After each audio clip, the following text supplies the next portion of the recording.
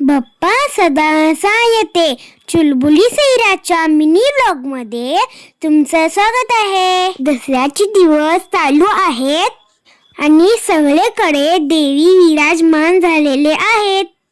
तेच तर मला बघायचं होतं. मग सगळ्यात आधी आम्ही जत्ती मठाला गेलो. तिकडं सगळ्या देवांना पाया पडून मग मी बाहेर आलो. बाहेर मोठा हत्ती लावले होते. किती सुंदर दिसते बघा. बाहेर खूप जोरात पाऊस येत होता आणि मला स्नॅक्स खायचे क्रेविंग्स झाले. मग आम्ही कुरकुरे मेयोनीज, चीज पोटॅटो आणि मोमोज पण खाऊन घेतलो. नवरात्रीमध्ये बेळगावमध्ये काय तर दुसराच नजारा बघायला मिळतंय. लाइटिंग्स बघा किती सुंदर केलेले होते. हे बघायला खूप लांबनं लोक बघायला आली.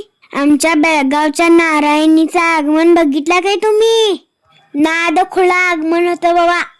चला तर आमच्या बेळगावच्या नारायणीचं दर्शन घेऊया. डेकोरेशन तर एकदम मस्तच केले होते.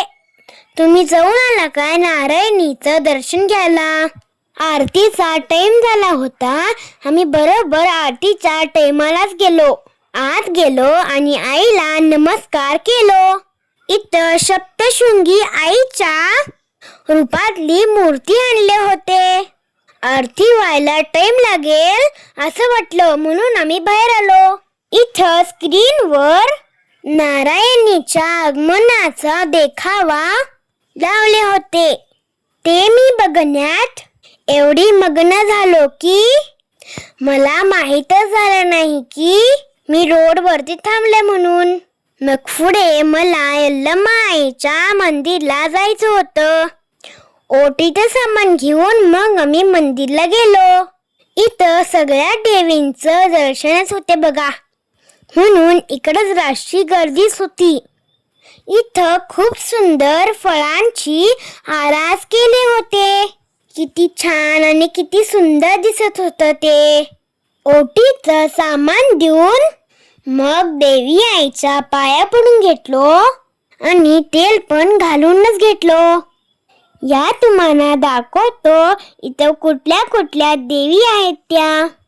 या सगळ्या आईंचं दर्शन घेऊन मला आणि पुढे पण जायचं होतं. तिथं एक सुंदरसा बाप्पा पण ठेवले होते. मग बाप्पांचं पण दर्शन घ्यायला निघालो.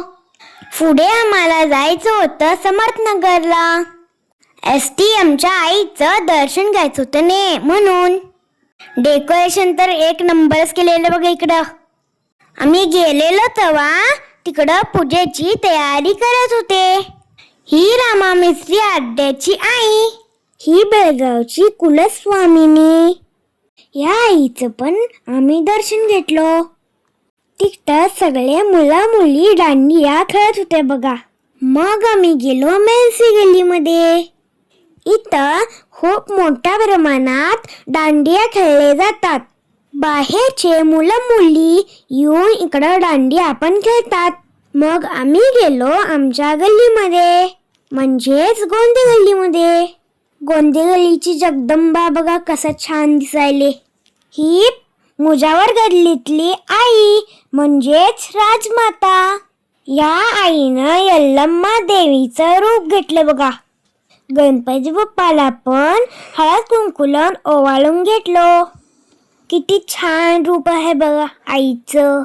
बाहेर महाराजांच्या मूर्ती समोर मुजरा पण करून घेतलो. आम्हाला खूप लेट झाला होता ने म्हणून आम्ही डायरेक्ट जेवायलाच गेलो.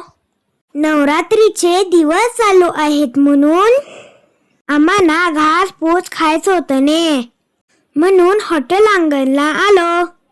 इथं इंडिया पाकिस्तानची मॅच चालू होती. ते बघतच आम्ही जेवणाचा आस्वाद घेतलो. चला तर मग भेटूया माझ्या नेक्स्ट व्लॉग मध्ये. तेव्हापर्यंत बाय.